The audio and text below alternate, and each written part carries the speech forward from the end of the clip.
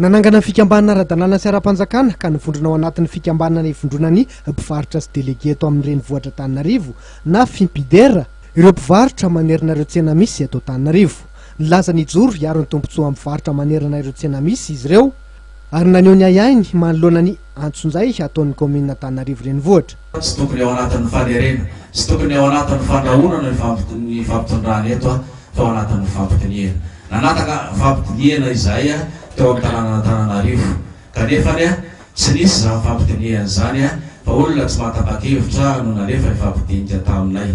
Nangina izay ary nametraka taratasy tao amin'ny conseil municipal, président conseil municipal ny tanàna Antananarivo nasindreo délégué ny tanàna Antananarivo efa misy hatrany amin'ny zato any no narosoniany zany.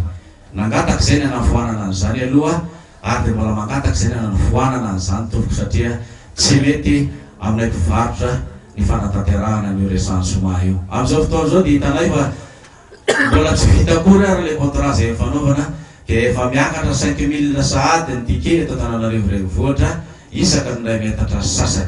Izay tompoko efa nametraka sahirana mpivarotra amin'ny endriny amin'izao fotoana izao no nidisadisan nisy teto amin'ny firenena noho izany mangataka fampitoniana izay kanefa tsy misy fampitoniana ary efa tsy misy moa fampitoniana ataon'ny commune fa samy izirisiry amin'ny heviny izay mahita fa tsy misy zavatra tsy vitan'ny fampitoniana. Matahotra ireo mpikambana ao anatin'ny Fimpidera fa so hanimba ny fiveloman'izy ireo nitetikasaka sain'ny CEA ho toto-saina raha tsy tany saina fotsiny ny fanomezana ny fitantanana ny tsena amin'ny orinasa tsy miankina vahiny sy ny fampiatonan'ny taratasy certificat d'occupation. Mahatratra roanjato mpivarotra ara-dalàna avokoa nisan'ireo mpikambana ao amin'ny Fimpidera mitsinjara ao anatin'ny tsenan'Andravoangy, Petite Vitesse, Kouma 67 hectares, Bochara, Ambohimanarina, Soamanatombo, Namotana, Ambozatovo ary Analakely.